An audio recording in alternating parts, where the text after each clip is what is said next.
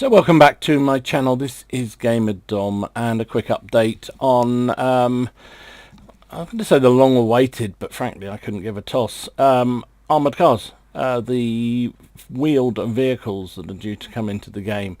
So we know this is coming. They've been looking at them in super test. They've been testing the tier 10 Panhard, which is a French armoured car. So the idea is they're fast moving, light hit points, yeah, basically fast moving scouts. So why we need them I have no idea, but anyway, whatever. I suppose they've got to keep expanding the lines, but why not bring in a proper line that actually does exist? Well, this does exist as well, but why not bring in a line that exists like British light tanks, for instance?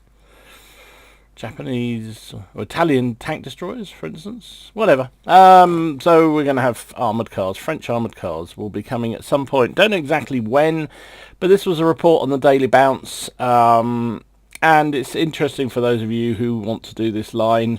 It will start on the French light tank line from tier 6. So it will follow after the ELC BIS. So if you have an interest in if you're interested in grinding this line, I suggest immediately, if you haven't already done it, uncheck the box for accelerated crew learning, crew skills, whatever it is, crew experience. That box that's on there. Once you've worked through any tank and once you've elited it, you have that option to basically increase the crew experience on the vehicle if you've kept it. Now, I would suggest that you need to, if you haven't already got the ELC, go back, buy it, untick that box, and just accumulate XP on the ELC, because when they bring that branch in, that will all be sitting there on the ELC, and you can just unclick the tier 6 armoured car. Simples. It'll have 5 vehicles and 1 premium. Well, of course it'll have a premium. This is World of Tanks. What do we think? These vehicles won't have a lot of hit points. Well, I should bloody well hope not. They're bloody armoured cars for the end of the day. Wheeled vehicles aren't a class. They are classed as a light tank in the matchmaking. However, if there's if there are 2 wheeled vehicles in the queue, they'll be put on opposite teams. How that works if they're different tiers, I don't know. But basically they are treated as light tanks, except when there are 2 or 3 of them in the same queue, then in which case they'll be split up. The first shown wheeled vehicle, the Panhard EBR75, will be a tier 8 premium. Lots of modifications and right. So it was a real tank. It was a real armoured car used by the French army. So, you know, can't moan at that one. Tier 6 one will be the 4-wheeled Panhard 60. Won't have any special mechanism or charge, only lock-on. Charge, we'll get to that in a minute. Basically, it's an interim tank leading you from the light tanks into the armoured cars. Then at tier 7 is the 3-axis, I think you mean axis, Hotchkiss EBR. This has the charge feature but no movement phase. Okay, and then the tier 8. So basically, as you go up through the tiers, are increasing the sophistication of these armoured cars. Tier 8 is the AML Lynx, which has 3 axes. Chop chop. It will get the movement modes in addition to the charge mode. Then at tier 9 is the Panhard EBR90 with 8 wheels and a 90mm gun. And then at tier 10 is the EBR105. And they're saying this is the only one that isn't historical. They did plan to put 105mm on it, but never actually did. So, okay. So what is the charge, I hear you say? Are you still awake? Charge. You can rev up the engine and release the brakes for a sudden burst of movement. This will also damage the engine. However, the engine is a 1-2 charge away from turning damage. You will receive a warning about it. So, reading between, I mean, this is a translation from a Q&A that was done in Russia. So the translation isn't always the best in the world. So basically what it seems to do, you hit the charge button, which will presumably be one of your special keys, and you will get an increase in your acceleration. but it'll only be a short term. If you keep it going for too long, then you will damage the engine, which will affect you longer term. Seems the way I read that. So they're wheeled vehicles. What happens if your wheels are stopped? Well, your movement isn't stopped, so it's not like a tracking shot. When you get hit in the tracks on a tank, you come to a grinding halt and even usually spin around right in front of the enemy. It doesn't look like these armoured cars are going to suffer that way. You will, however, lose speed and mobility. Plus, depending on which wheel it wheels, will have some impact. So if it's a steering wheel, then it make it harder to control when damaged, etc. Wheeled vehicles will be all-wheel drive, as they're meant to be all-terrain. That's fair enough. Wheeled suspension is a completely new mechanic made from scratch. Okay. The most uncomfortable part of these vehicles is turning in place. It's simply not a thing, so you'll have to get used to it. So that'd be interesting. You can see a setup where you get your tank sort of stuck in a corner somewhere and you can't get out because you can't turn, so you've got to reverse out, which could be very, very interesting. So yeah, no ability to turn on the spot, which is very, very interesting.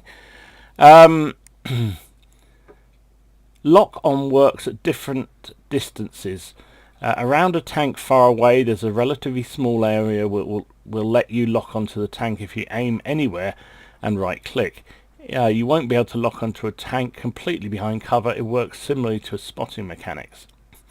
So I don't know whether that's just a general change. I assume that's just from for armoured cars. So you know what happens, you're rushing up towards an enemy, you point your cursor on them or your gun aiming point on them, click the right button and the gun locks on, and it locks on to centre mass.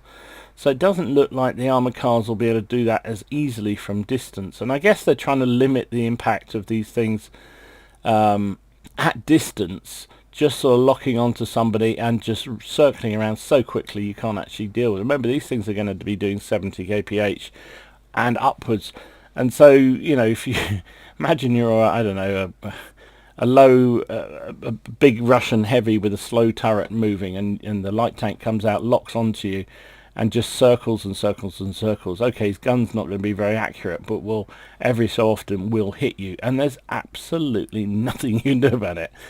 Yeah, it's going to be fun. So it does seem like they're limiting that ability, which I think is good.